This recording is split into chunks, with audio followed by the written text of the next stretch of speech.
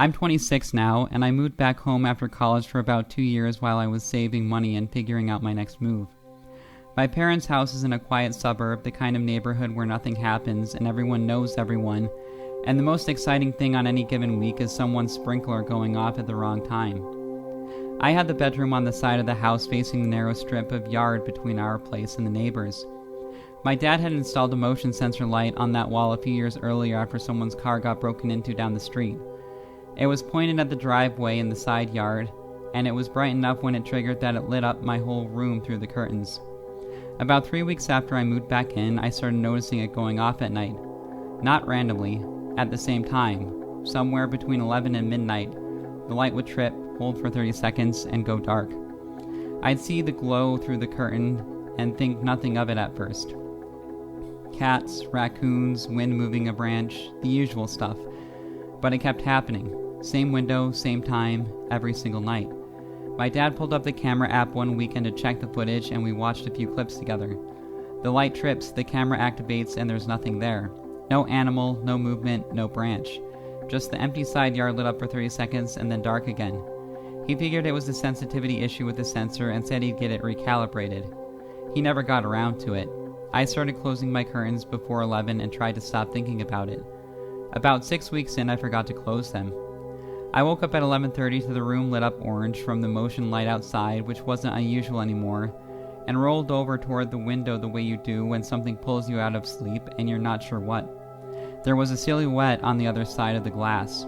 A person, head and shoulders completely still, standing close enough to the window that I could see the shape of them clearly against the light.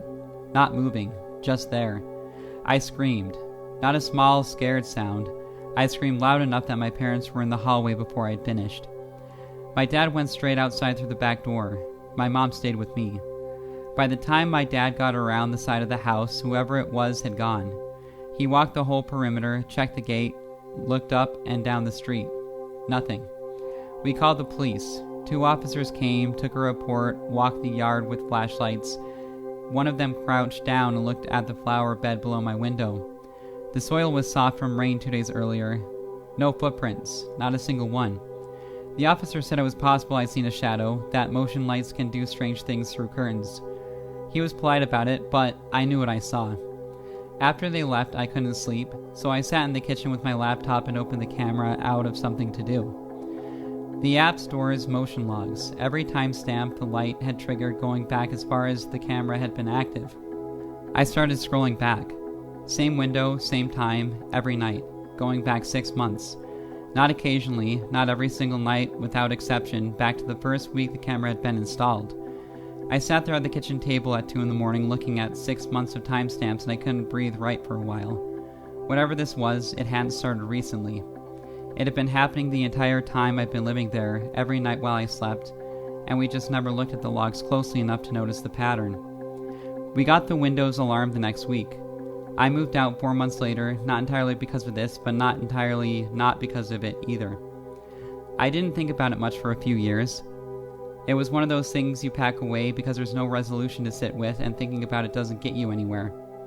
Then, about a year ago, I ran into a woman who used to live on our street, someone my mom had been friendly with, at a grocery store. We caught up for a few minutes, the usual small talk, and then she mentioned offhand that the man who used to live 2 doors down from my parents had been arrested.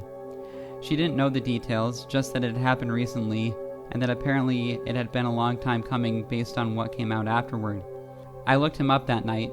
His name came up immediately, a local news article with a mug shot and a few details I'm not going to repeat here. I didn't recognize his face. I'd seen him maybe a handful of times over the years, enough to wave at, not enough to know. But there was a photo taken outside his house during the investigation. A news photographer had caught the shot through his living room window while officers were inside. Visible in the background, on a tripod in the corner of his living room, was a camera. Long lens pointed through his window at an angle. I pulled up Google Maps and looked at the satellite view of my old street. I found his house, found the angle his living room window faced. It pointed directly at the side of my parents' house, directly at my bedroom window. I called my mom that night and told her to check the camera logs. She called me back an hour later and didn't say much. Just that the light had stopped triggering at 11 every night about 4 months ago, right around the time he was arrested. I don't know how long he had the camera set up. I don't know what he did with whatever he recorded. I don't know if I ever want to find out. I just know that for 2 years I closed my curtains at 11 every night thinking I was being paranoid, and I know I wasn't being paranoid at all. I moved into my first rental house at 24, which felt like a bigger deal than it probably was. After 3 years in apartments, I wanted space, a yard, a door that opened directly outside instead of into a hallway. The house was older, a little rough around the edges, but the rent was right and the neighborhood was quiet. The basement was unfinished, concrete floor, exposed pipes running along the ceiling, a water heater and a furnace shoved against the far wall, and one small window at ground level on the back wall that let in just enough light to see by during the day. I used it for storage mostly, boxes I hadn't unpacked, the vacuum cleaner, a folding table I kept meaning to set up somewhere. About 2 weeks after I moved in, I started hearing things. Not every night, not even most nights. Just occasionally, late, when the house was quiet, a scrape from somewhere below me, or a dull thud that I felt as much as heard, or the sound of something shifting on concrete. I went down and checked the first few times. Nothing there. Nothing out of place. Nothing moved. I started telling myself it was the pipes or the foundation or the general complaint of an old house at night, which is all true of old houses, and I mostly believed it. I lived with it for about 2 months before the night I couldn't explain it away anymore. I was home alone on a weeknight, sitting in the living room with the TV on low, when I heard footsteps in the basement. Not a thud, not a scrape, footsteps. Slow, deliberate steps on concrete, moving from one end of the basement to the other. Unhurried, like whoever it was had no idea the floor above them was occupied. I sat completely still and listened to them across the basement and stop. I didn't go down. I'm going to be honest about that. I did not go down. I didn't grab anything. I just sat there frozen for a few seconds, and then grabbed my phone and called my boyfriend Marcus.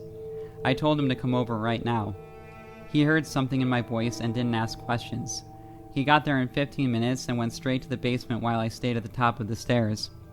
I heard him walk the whole space, move some boxes, check behind the water heater. He came back up and said there was nobody down there, but he noticed the window latch. He showed me later. The latch looked engaged from the inside, the little lever flipped to the locked position, but the mechanism itself was worn enough that the window could be pushed open from outside with the right amount of pressure without the latch catching. It looked locked. It wasn't. He said he'd picked up the right hardware and fixed it that weekend. He didn't get around to it for a few weeks, and by the time he did, I'd almost stopped thinking about the footsteps. Almost. 6 months later, a neighbor 2 streets over had a security camera catch someone cutting through yards late at night. A man in dark clothes carrying a small bag, moving with the specific purpose of someone who knew exactly where he was going. The neighbor reported it and police pulled the footage, and then pulled more footage from other cameras in the area going back further. He'd been on my street, multiple times over multiple months, always between midnight and 2, always moving in the direction of my house and then back out again and 20 minutes later. They identified him from the footage and picked him up. When they searched his car, they found a box in the trunk. Inside it were items in individual Ziploc bags, each one sealed and labeled in small, neat handwriting. The date on the outside, the item inside. My mail, a spare key I'd kept on a hook by the basement stairs that I noticed was missing and assumed I'd misplaced. A notebook I'd been looking for since November. Bank statements. A folder of personal documents I kept in a box near the water heater. 18 months of labeled bags, 18 months of visits I never knew about, documented by him with the same care you'd use for an archive. The detective who called me said the window latch was how he'd been getting in. Said it was a known vulnerability on the style of window in the houses from that area. I asked how long he'd been doing it. The detective said the earliest dated bag was from 2 weeks after I moved in. He'd started almost immediately, around exactly the time I'd started hearing the strange noises. 18 months of visits, 18 months of items, all of them mine, all of them chosen and labeled and kept like they meant something to him. I don't know how he knew I'd moved in. I don't know how he picked me. The detective said they were still working on that. I moved out the following month. New place, ground floor unit, no basement. I still check window latches before I go to sleep. Every single one, every single night, which I know is probably excessive. It really doesn't feel excessive at all.